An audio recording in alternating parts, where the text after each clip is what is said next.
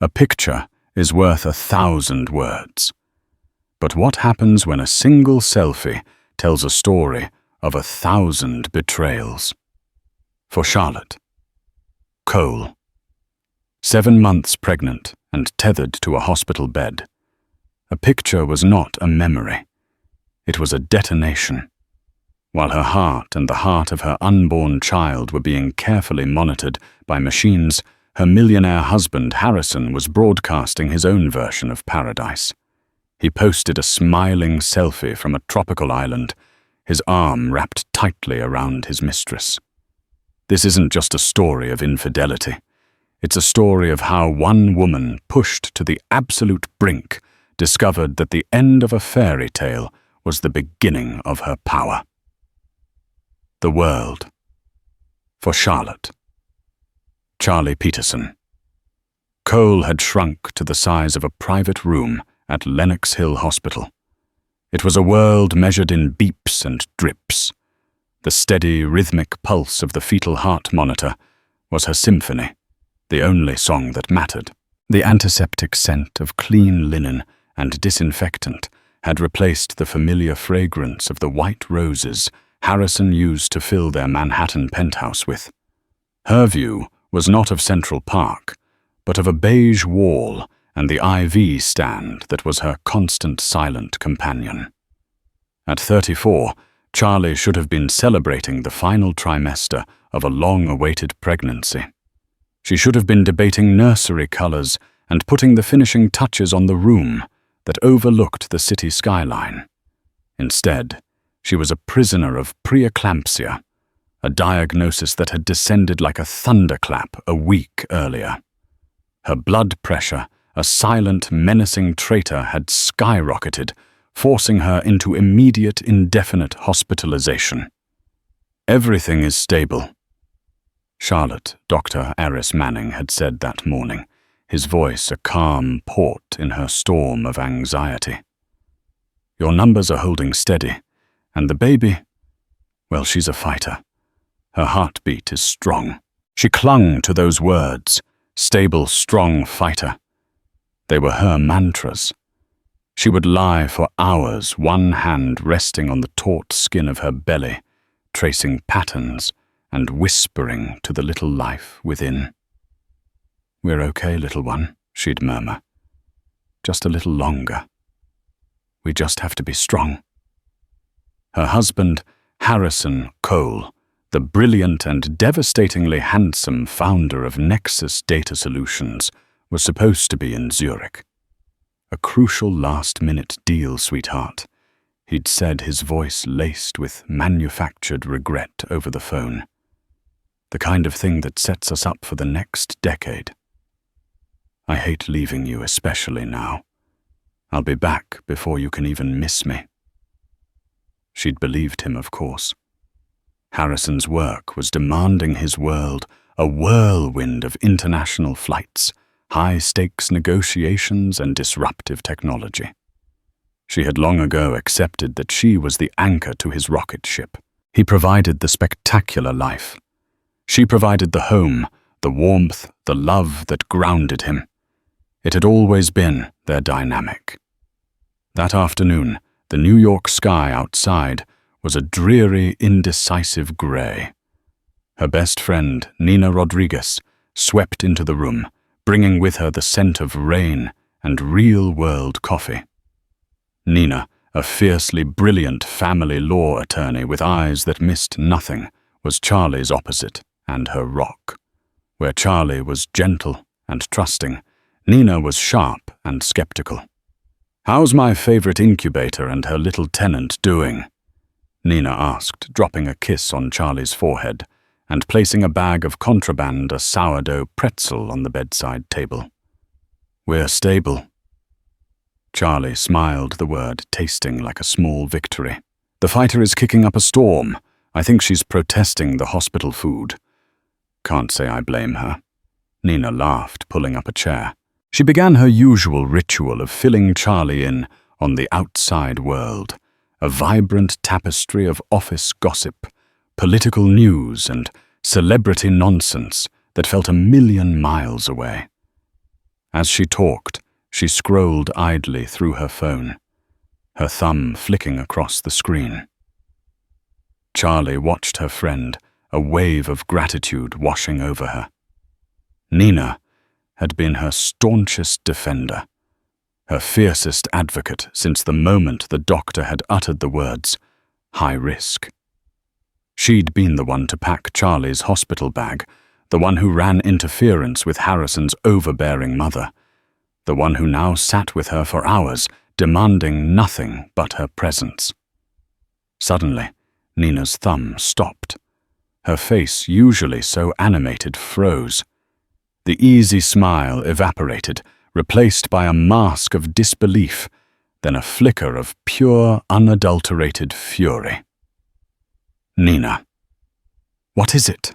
Charlie asked, a knot of dread tightening in her chest. Nina didn't answer. She stared at the phone in her hand as if it were a venomous snake. Her knuckles were white. "Nina, you're scaring me." Slowly, Nina lifted her head. The anger in her eyes was now mixed with a deep, profound sadness. "Charlie, maybe you shouldn't see this." See what Charlie's heart rate, already a point of medical obsession, began to climb. The monitor beside her bed registered the change, its beep quickening slightly. "Whatever it is, just show me." "I don't think that's a good idea." "Not now. Not here." "Nina, please." Her voice was a fragile whisper. "Don't protect me from it. Just show me." With a heavy sigh, Nina turned the phone around. The image filled the screen, crisp and vivid in its high-resolution cruelty. It was a selfie.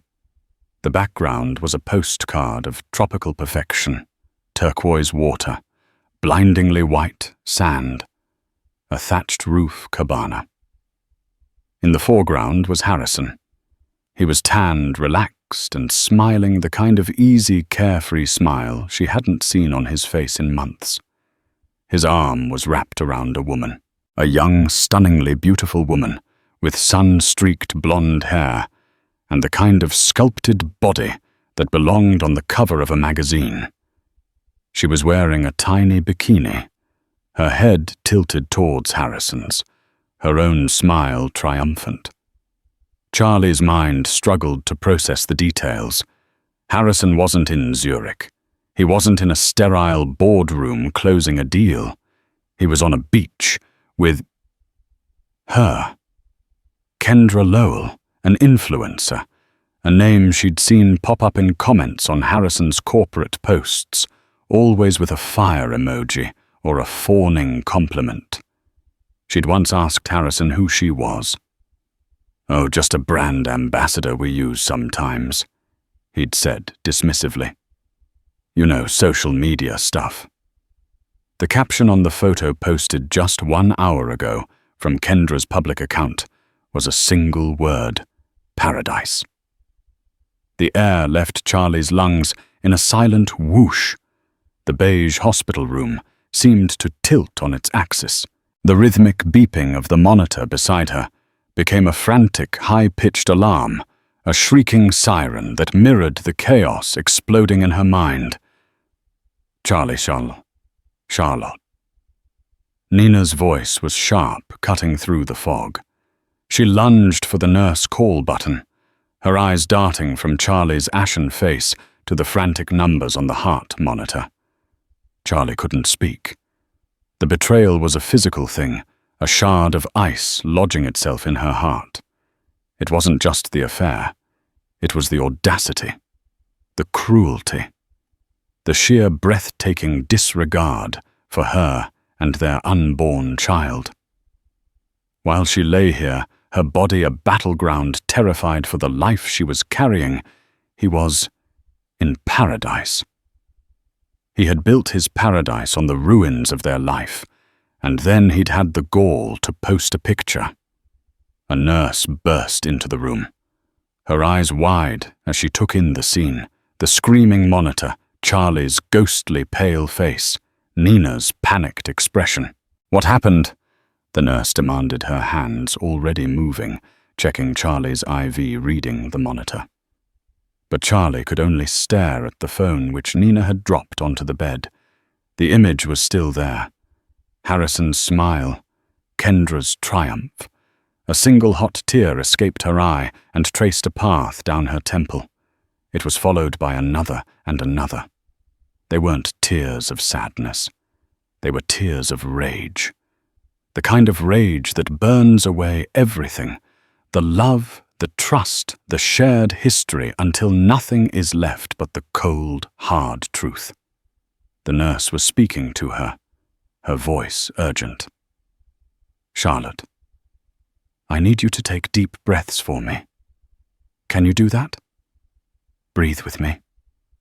Charlie squeezed her eyes shut, but the image was seared onto the back of her eyelids.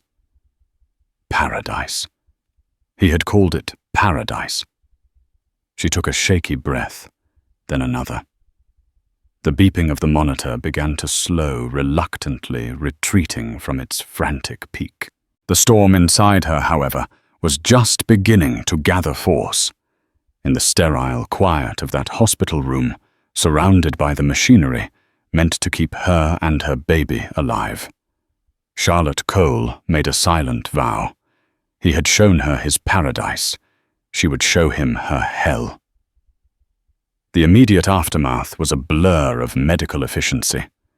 Dr. Manning was paged, arriving with a stern expression that softened the moment he saw Charlie's face. He didn't ask what had happened. The spike on her chart told its own story. He spoke in low, soothing tones, administered a mild sedative to keep her blood pressure from staging another coup, and ordered complete quiet. Nina, her face a thundercloud, stayed by her side, holding her hand, the pressure of her grip, a silent promise of allegiance. Once the medical team had retreated and the monitors had settled back into their rhythmic cadence, Nina finally spoke, her voice a low, dangerous hiss. "I'm going to kill him. Not figuratively. I am going to find a way to legally, professionally, and spiritually disembowel him." A week ago, Charlie would have shushed her.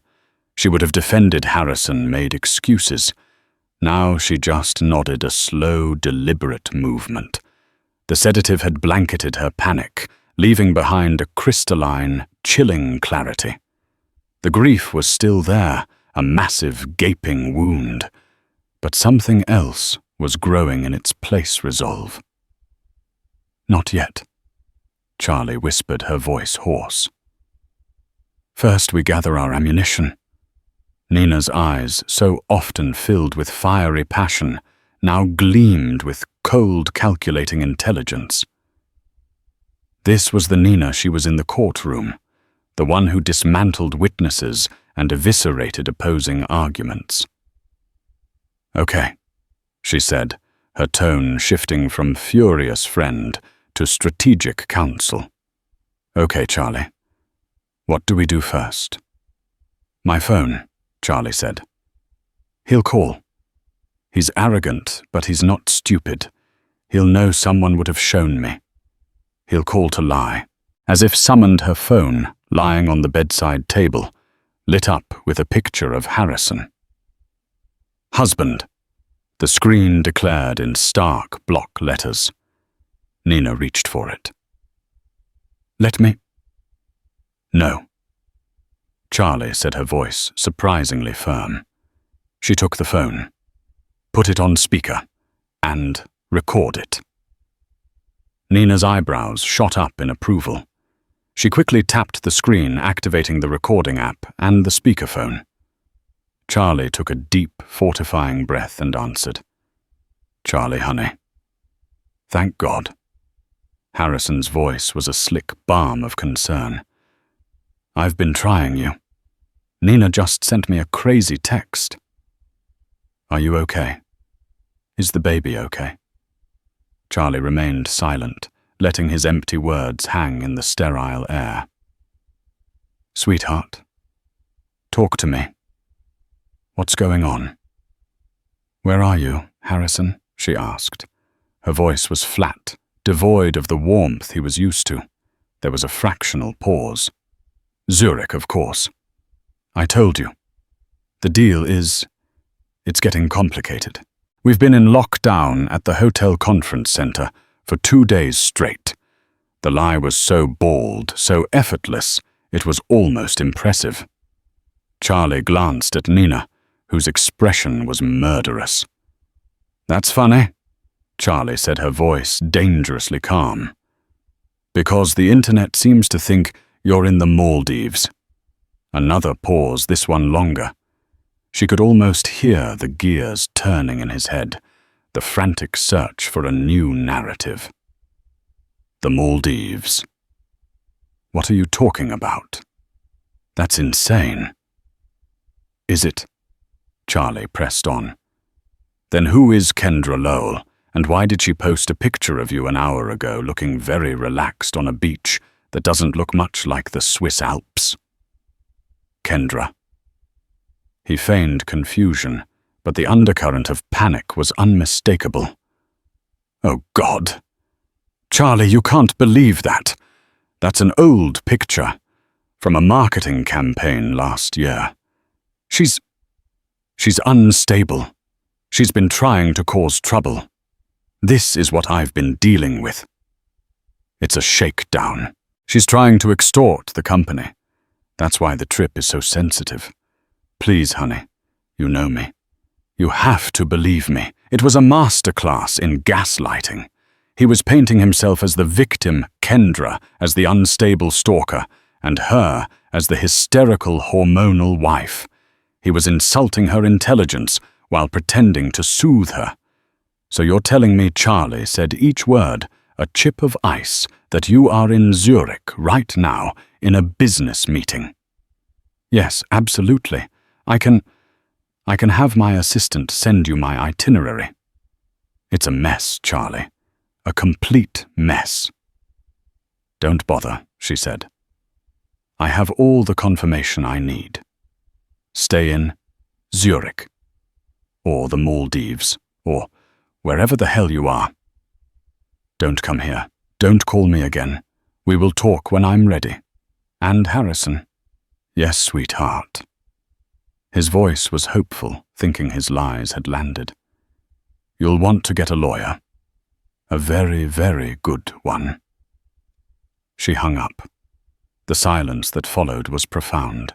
Nina stared at her, a slow smile spreading across her face.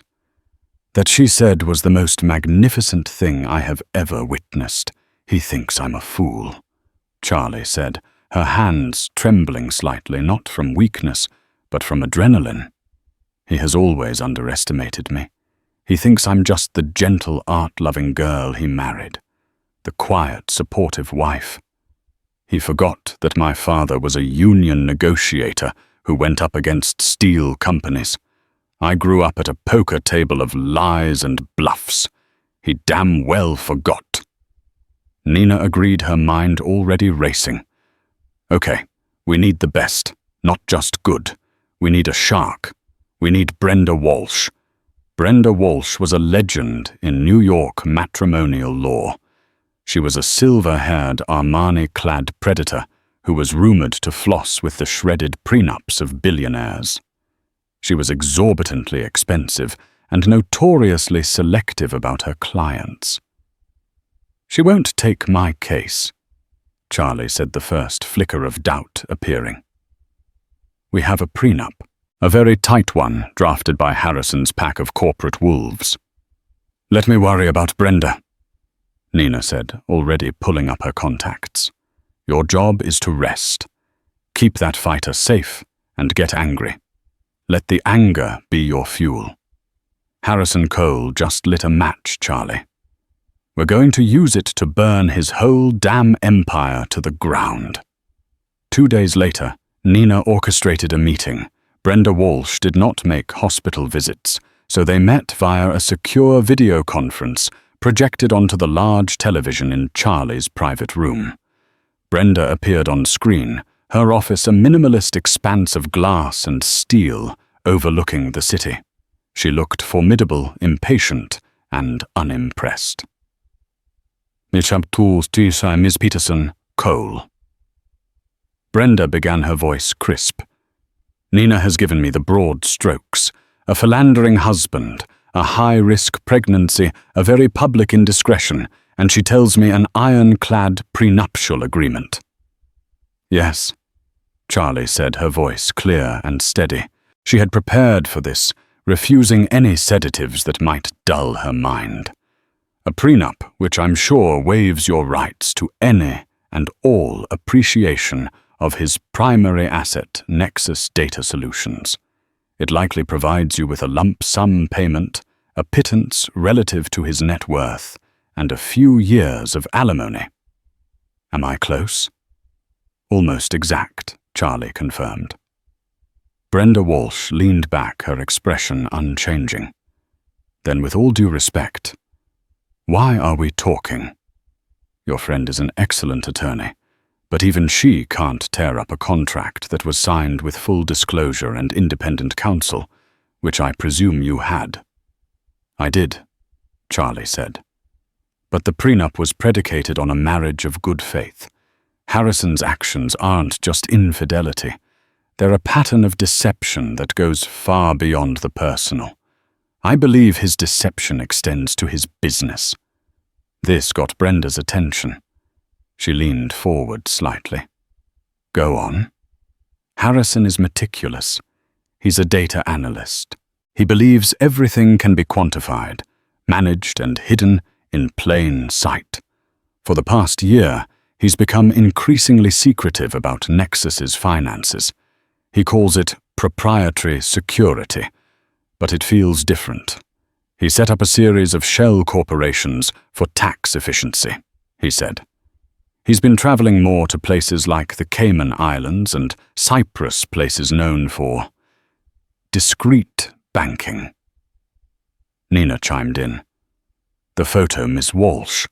It wasn't just a moment of stupidity. It was arrogance. He believes he's untouchable.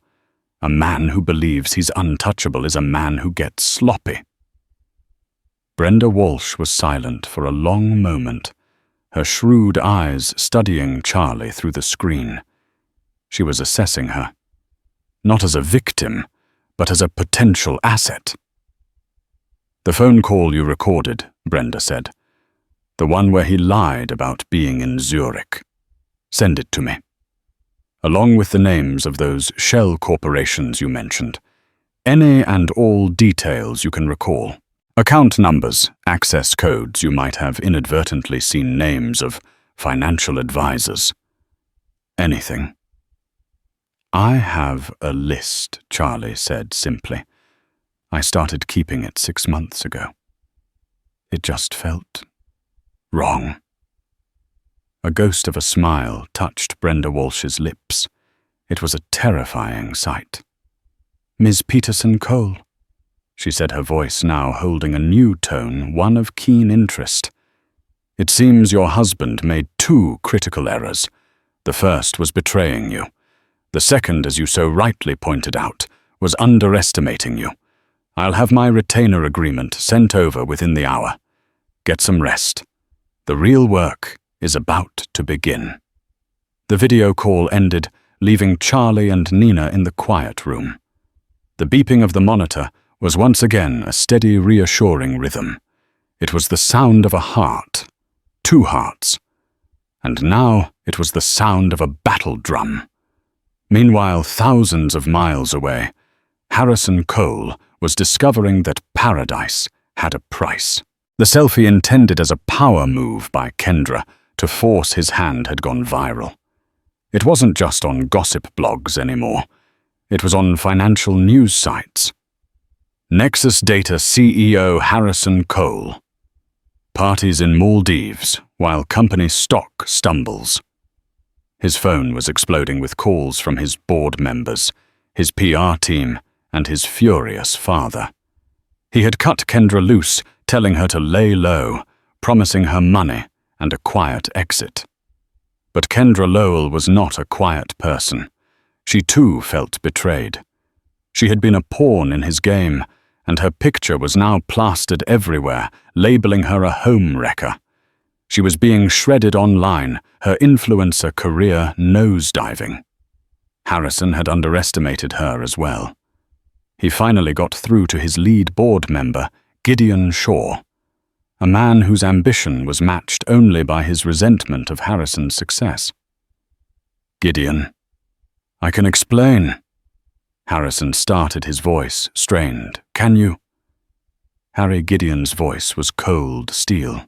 "Can you explain why our stock dropped 7% this morning? Can you explain why our biggest institutional investors are calling me, asking if the CEO of our data analytics firm has the judgment of a frat boy? You weren't just supposed to be smart, Harry. You were supposed to be responsible.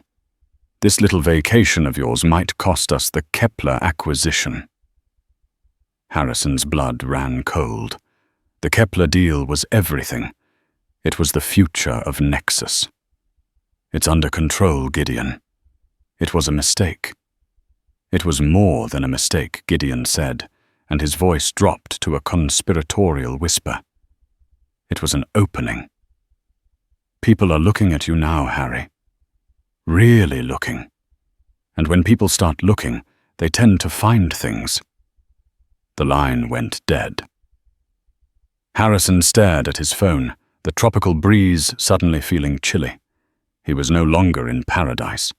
He was in the crosshairs, and he had no idea that the person lining up the shot was not a business rival or an angry board, but the quiet, gentle woman he had left behind in a hospital room, the architect of a ruin he had designed himself.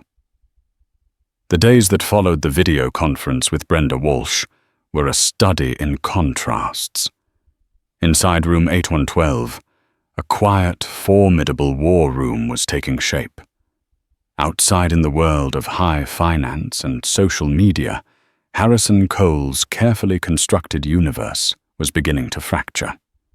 Brenda Walsh's team moved with the swift, silent precision of a special forces unit. They were a network of forensic accountants, private investigators, and tech wizards who could pull a digital thread until an entire tapestry of secrets unraveled. Charlie's list of shell corporations and her memory of overheard conversations about offshore asset protection vehicles proved to be the Rosetta Stone they needed. "He's using a nested doll structure," Brenda explained in their next call, her voice humming with the thrill of the hunt. "A Delaware corporation owns a holding company in the Caymans, which in turn is the sole shareholder of an entity in Cyprus. It's clean, it's legal on the surface, but it's designed for one purpose: to make money disappear. He's been systematically undervaluing Nexus's quarterly earnings and siphoning the excess into this network." But why, Charlie asked, propped up against a mountain of pillows, a legal pad balanced on her pregnant belly. The company was his golden goose. Why would he steal from himself? "He wasn't stealing from himself, Charlotte," Brenda corrected gently.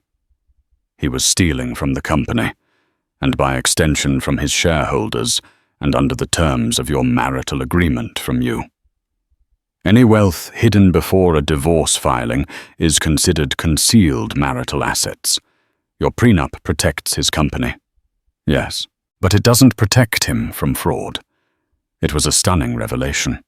Harrison's betrayal wasn't just emotional. It was a calculated long-term financial conspiracy.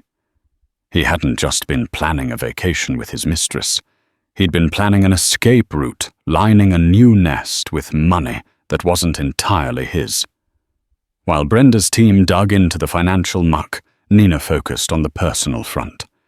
She worked her own network of legal and social contacts, piecing together the timeline of Harrison's affair. It hadn't been a recent fling. It had been going on for nearly 2 years. They'd been careful meeting in cities where Harrison was supposedly on business, staying in private villas and using burner phones. The Maldives trip was their first anniversary celebration. The cruelty of that detail was a fresh stab to Charlie's heart. The source of this information was surprisingly forthcoming friends of Kendra Lowell.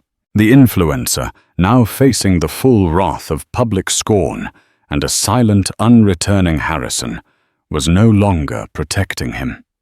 Her friends told tales of lavish gifts, a condo leased in a false name, a luxury car, a black American Express card, all funded by an account that wasn't Harrison's personal one. It was a corporate expense account, one linked to a shell company on Charlie's list. "He's not just cheating," Nina said, pacing the small room, her energy too big for the confined space. "He's embezzling. He's using corporate funds to finance his affair. This isn't just a divorce case anymore, Charlie. This is criminal." The news, which should have destroyed her, had the opposite effect.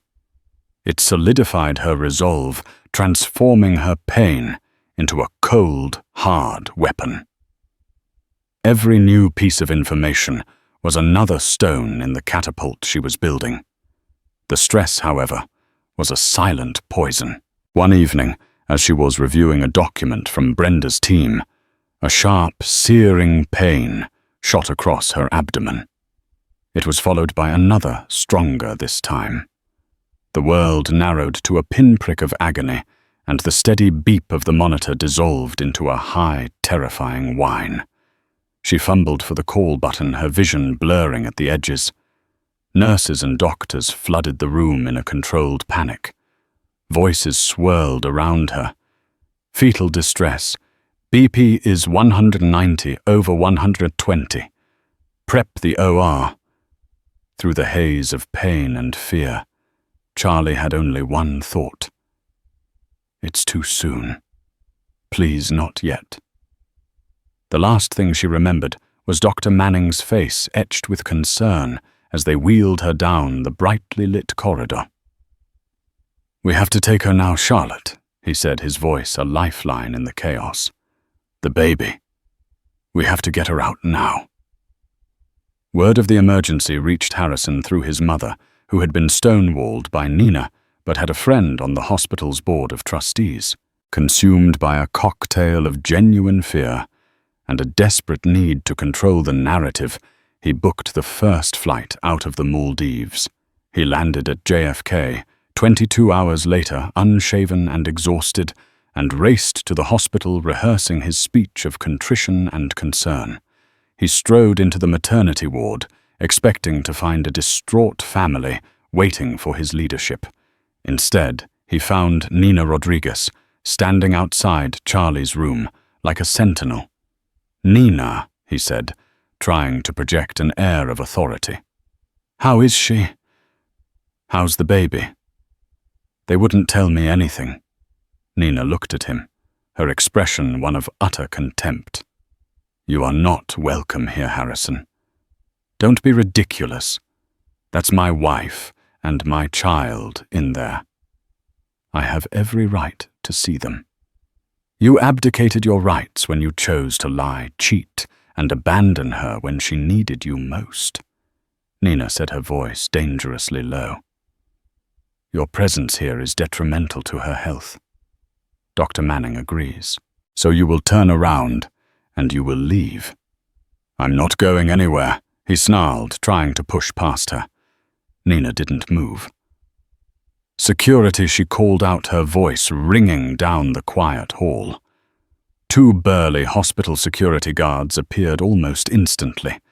They were large, impassive men who had seen every kind of domestic drama imaginable.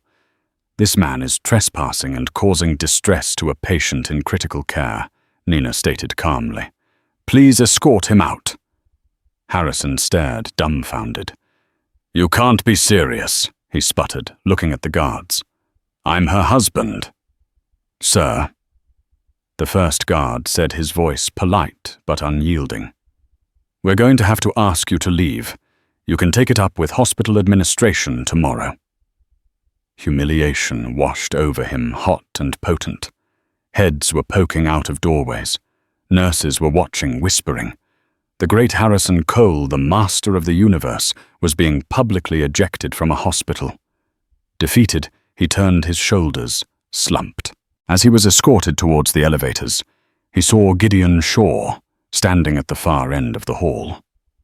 His business rival was holding a bouquet of flowers, his expression one of polite, feigned sympathy that didn't quite mask the glint of triumph in his eyes. He had come to check on Charlie, a move of performative concern that also served as a way to witness Harrison's downfall firsthand. The message was clear. The vultures were circling.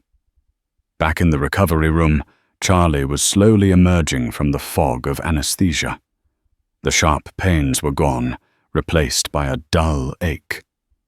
The room was quieter. The frantic beeping was gone.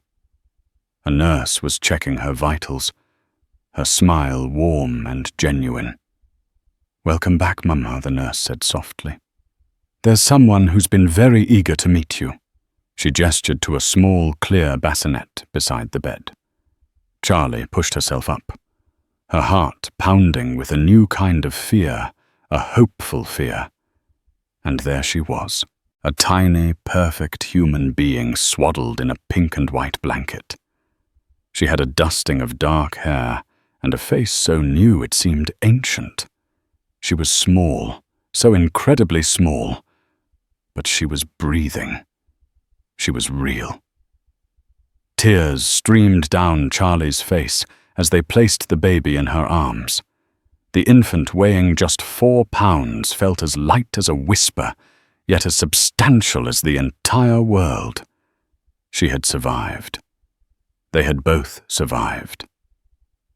"Hello, little fighter," Charlie whispered, her voice thick with emotion. She looked at her daughter, this miraculous creature, born of crisis and strength. She needed a name that reflected that, not a flight of fancy, but something solid, something real. "Hope," she said to the empty room. "Your name is Hope." She held her daughter close, inhaling her milky newborn scent. The pain of Harrison's betrayal was still there, a deep, unfillable chasm. But for the first time in a long time, she wasn't looking into the abyss. She was looking at the future, and her name was Hope. A few hours later, Nina slipped back into the room, her expression softening as she saw Charlie and the baby. "She's perfect," Nina whispered, her eyes shining. "Absolutely perfect. How are you feeling? Like I've been hit by a truck but one." Charlie said, her gaze never leaving her daughter. "Did he came," Nina confirmed, and he was summarily removed. Gideon Shaw was also lurking about, looking like a Cheshire cat. The public humiliation was, and I say this with professional detachment, exquisite. A small, weary smile touched Charlie's lips. "Good." Nina then held up her phone. "And speaking of good news, I think you'll want to see this. It seems Kendra Lowell decided she was done being the villain in Harrison's story." She showed Charlie the screen. It was an article from a major news outlet.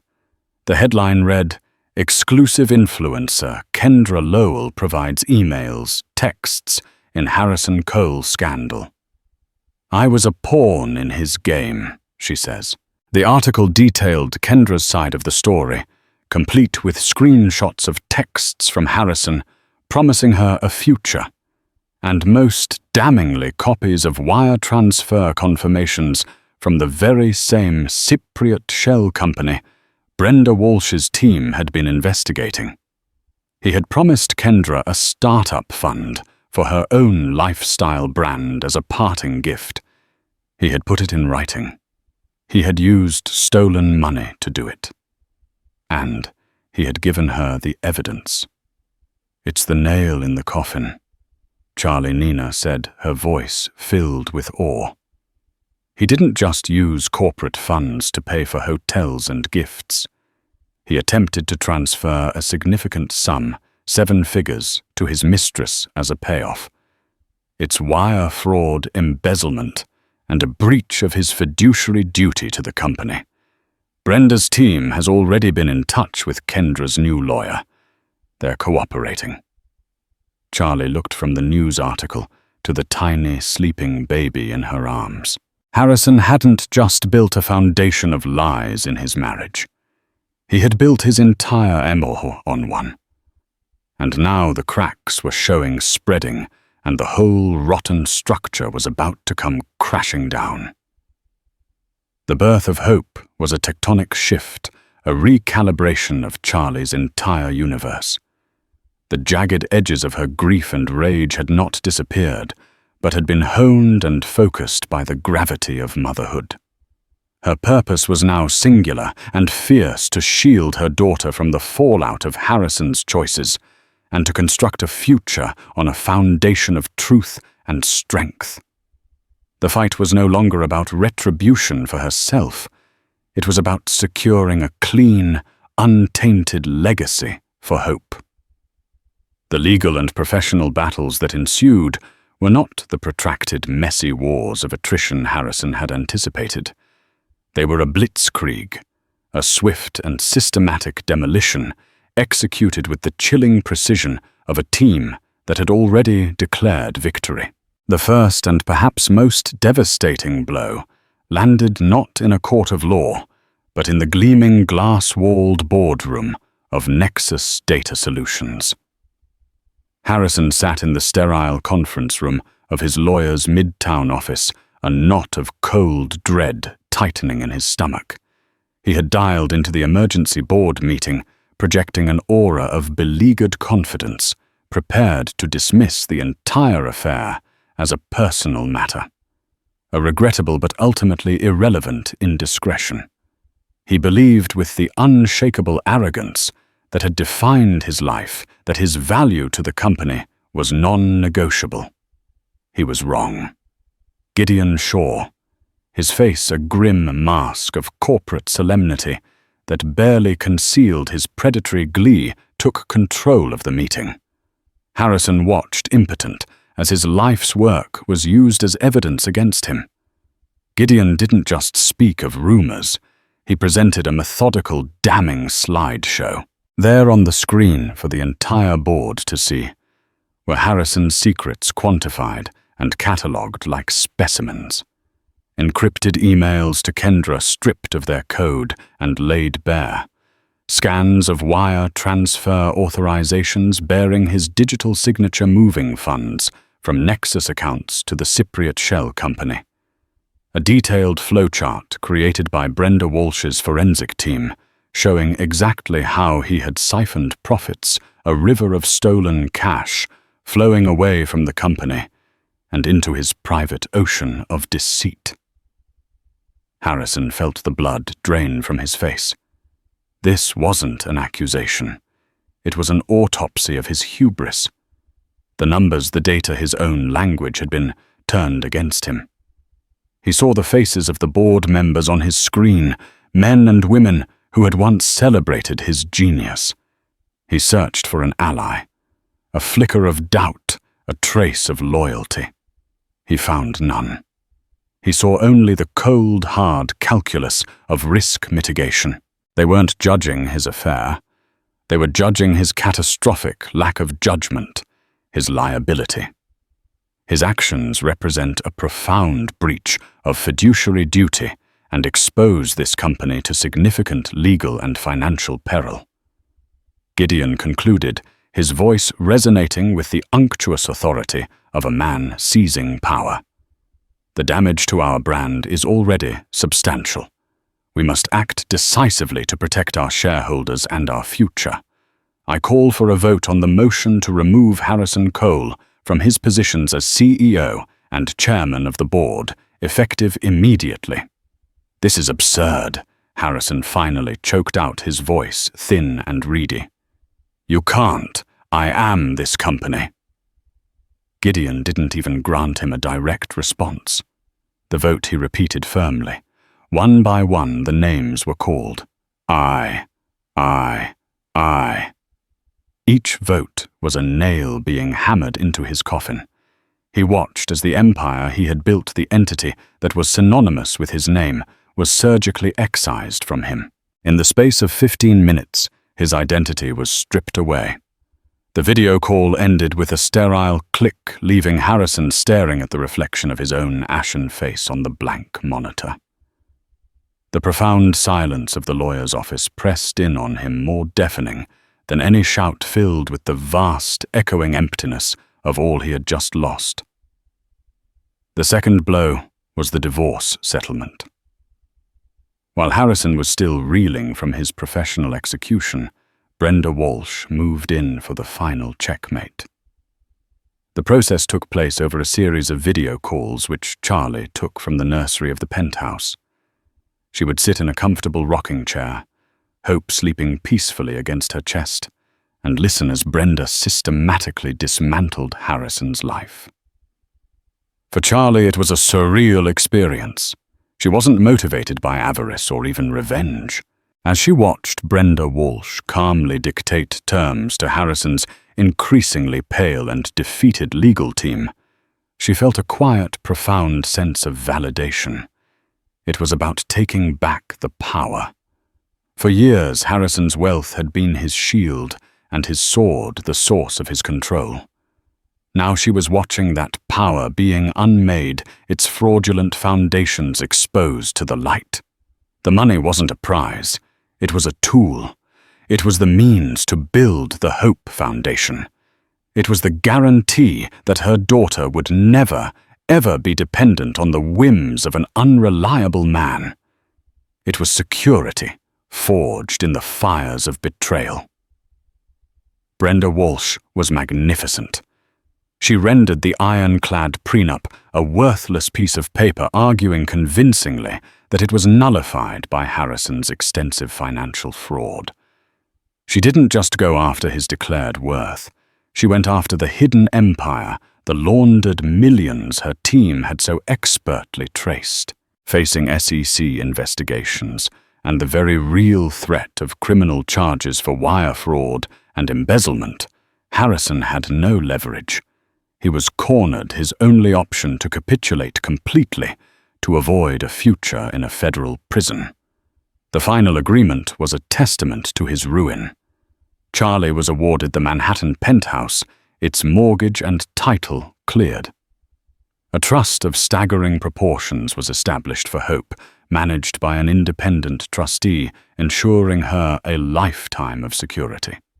And Charlie herself received a lump sum that wasn't just alimony, but a punitive judgment, a significant fraction of the true net worth he had fought so desperately to conceal. Brenda Walsh hadn't just won a divorce case. She had orchestrated a complete transfer of power. With the legal and financial structures of her old life razed and a new one fully funded, only one piece of business remained. A week after the final papers were signed, Harrison's lawyer sent a formal request. Harrison wanted to see her, told, not to discuss logistics or finances, but to speak to her face to face. Against Nina's vehement protests, Charlie agreed. This was a meeting she needed to have, not for him, but to close the final door herself. She chose the venue with care, the hushed, elegant lounge of the Carlisle Hotel. It was a place of quiet discretion, a neutral territory, where raw emotion felt out of place. She arrived first, taking a seat in a velvet armchair in a secluded corner. The low murmur of conversation and the gentle clinking of porcelain created a civilized veneer that felt a world away from the wreckage of the past few months. She was calm, her heart beat even. She had no speech prepared because her feelings had solidified into facts, and facts required no rehearsal. When Harrison entered, she was struck by his transformation. It wasn't just that he looked tired, or that his expensive suit seemed to hang on a diminished frame. It was his energy. The crackling aura of importance, of innate superiority he used to carry with him was gone. In its place was a hollowed-out weariness. He was no longer the sun around which others orbited. He was just a man adrift and shadowed. He sat down, his movements uncertain. "Charlie. Thank you for this." "I'm here, Harrison," she replied, her voice level and cool. The vast, empty space where her love for him used to reside felt peaceful now, not painful. I wanted to say I'm sorry." He began the word, sounding flimsy and inadequate in the opulent room. "What I did, it was unforgivable. I don't know what I was thinking. I was lost. I was under so much pressure with the Kepler deal and with the baby coming." "Stop," Charlie said. Her voice was quiet, but cut through his rambling with surgical precision. "Just stop. Do not insult my intelligence, and do not dishonor what we once had by making excuses. You weren't lost, Harrison. You were selfish. There's a difference. Lost implies you were looking for a way back. You were building a new path paved with my money and my trust, and you had no intention of returning." He flinched, as if struck. "You built a life based on lies, because it was easier than being an honest man." She continued, her gaze unwavering. "You didn't just break my heart, that I might have eventually understood. But you willingly and consciously risked my health and the life of our unborn child for a vacation and a celebratory selfie. There is no apology that can ever cover that. There are no words." He finally looked up, his eyes glassy with unshed tears. "I know," he whispered, his voice cracking. "I destroyed it all. The company. Us. Everything good in my life. It's all gone." "Yes, it is," she agreed, stating it as a simple, undeniable fact. "And that is the reality you have to live with now. I have to live with it, too. But my life is not over. My life is just beginning. My life is about hope." At the mention of their daughter's name, a flicker of desperate energy returned to his eyes. "I want to be her father, Charlie. Please, don't take her away from me. She's all I have left." Charlie looked at the broken man before her. She didn't feel the fire of rage or the ice of contempt. She felt a profound, weary clarity. Her next words would not be for him, but for the tiny, innocent girl waiting for her at home. "Hope deserves a father," she said, her tone deliberate and final. "But she doesn't deserve the man you are right now. She deserves a father who is honest, who is responsible, who is present, and who is worthy of her unconditional love. The court has granted you supervised visitation. It starts next month.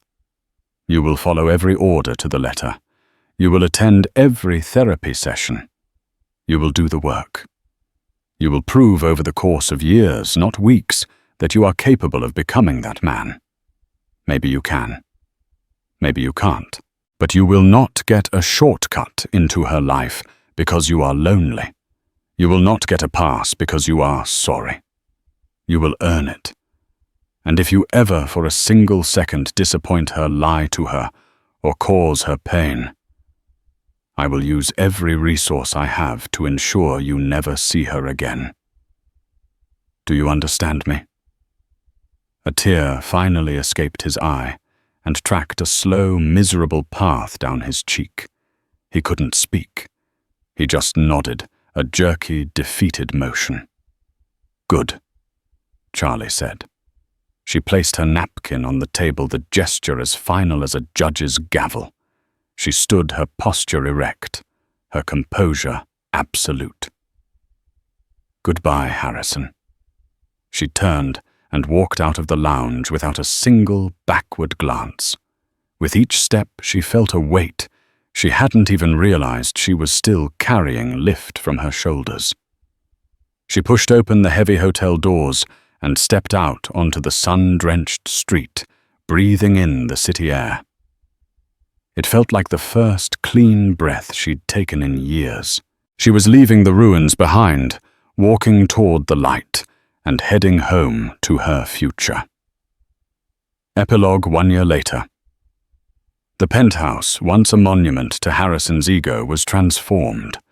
The cold, minimalist furniture was gone, replaced by comfortable sofas, shelves overflowing with books, and vibrant abstract paintings. The air smelled of baby powder and fresh coffee. In the center of the living room, a 1-year-old Hope took a wobbly step, then another, before collapsing into her mother's waiting arms with a gleeful shriek. Charlie was no longer just a survivor. She was a creator. She had used a portion of the settlement to establish the Hope Foundation, a non-profit dedicated to providing financial and logistical support for women with high-risk pregnancies, ensuring no woman had to face that fear and uncertainty alone. Her work gave her a purpose that was deeper and more satisfying than any society luncheon or gallery opening ever had. She was happy truly and completely on her own terms. Harrison was a ghost of his former self. He had avoided criminal charges by cooperating fully and paying hefty fines, but his reputation was destroyed. He worked a mid-level consulting job, living in a modest apartment in Brooklyn. He attended his therapy sessions and his supervised visits with Hope dutifully. He was quiet, somber, and humbled. The long road to earning his daughter's trust had just begun, and its end was nowhere in sight. Kendra Lowell had taken her settlement from Harrison, a fraction of what he'd promised, but enough, and disappeared from the influencer scene. She had moved to Los Angeles and started a small behind-the-scenes PR firm that specialized in crisis management for digital personalities. She had learned the hard way that a curated life was no substitute for a real one. Nina Rodriguez was now a partner at her law firm, her reputation enhanced by her association with the infamous Cole divorce. She and Gideon Shaw were occasionally seen having dinner, their shared pragmatic ambition having sparked an unlikely connection. One sunny afternoon, Charlie stood on her terrace holding Hope and looking out over the park. Her phone buzzed. It was a photo from Nina, a screenshot from a gossip site. It showed Harrison alone pushing a shopping cart in a grocery store. The headline was simple: "How the mighty have fallen." Charlie looked at the picture of the man who had almost broken her, then looked down at the beautiful laughing child in her arms. She didn't feel anger or pity or even satisfaction. She felt nothing at all for him. He was just a part of a story that was already over. She deleted the photo, kissed her daughter's head, and turned back toward the light-filled warmth of her home. Her real paradise. The story of Charlotte Cole is a powerful and raw reminder that the deepest betrayals can often forge the most unbreakable strength. It started with a single arrogant selfie, but it ended with a woman reclaiming her power, her future, and her identity. She transformed her pain into purpose, proving that a shattered life can be rebuilt into something even more beautiful and resilient than before. This wasn't just a divorce, it was a rebirth. If Charlotte's journey from heartbreak to victory moved you, please give this video a like to show your support. What part of her story resonated with you the most? Was it her strength in the hospital, her legal strategy, or her final confrontation with Harrison? Let us know in the comments below. Share this video with someone who needs a reminder of their own inner strength. And of course, don't forget to subscribe to our channel and hit the notification bell so you never miss another incredible, true story of survival and triumph. Thank you for listening.